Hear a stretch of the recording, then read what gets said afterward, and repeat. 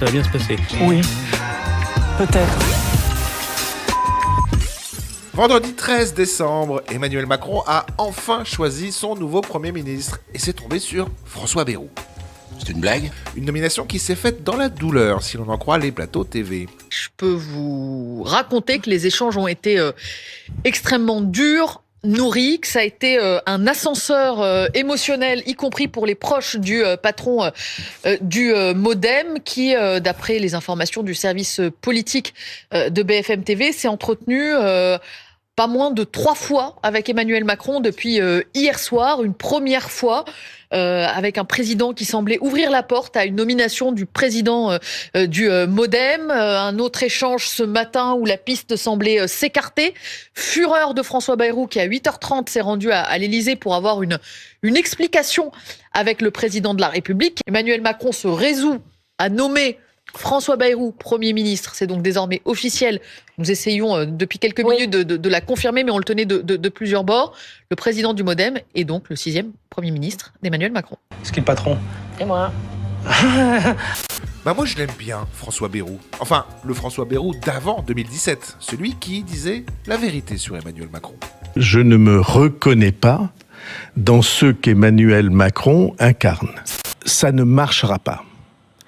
Et ça ne marchera pas parce que les Français vont voir exactement ce que cette démarche signifie, ce qu'il y a derrière tout ça. Et qu'est-ce qu'il y a derrière ? Derrière cet hologramme, il y a une tentative qui a déjà été faite plusieurs fois, de très grands intérêts financiers et autres, qui ne se contentent plus d'avoir le pouvoir économique, ils veulent avoir le pouvoir politique. Qu'à travers Emmanuel Macron, ces grands intérêts financiers auraient le pouvoir. Et d'ailleurs, c'est très simple, posez-vous une question, pourquoi ces heures et ces heures de télévision en direct, pourquoi ces couvertures de magazines ?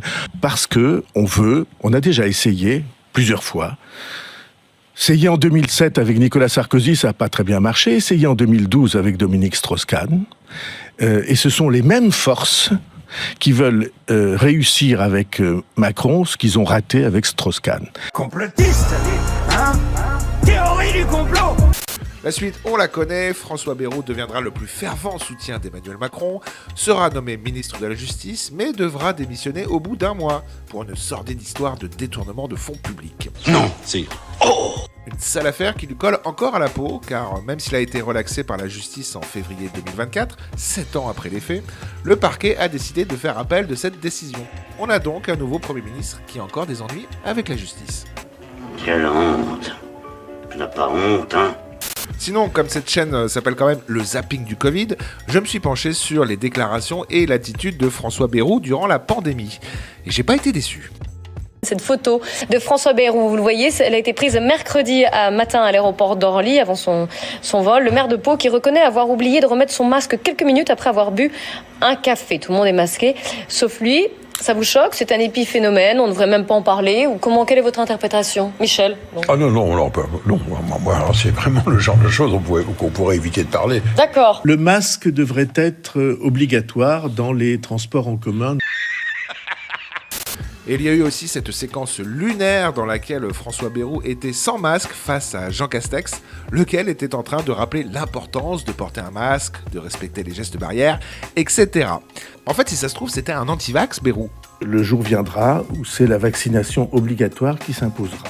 Non, finalement, j'ai rien dit. Et on termine avec la plus célèbre séquence de François Bayrou, dans laquelle il avait mis une gifle à un enfant qui lui faisait les poches. Il a raison, Bayrou, ça ne se fait pas de voler l'argent des gens. Du coup, il faudrait peut-être qu'il mette une claque à Bruno Le Maire, non ?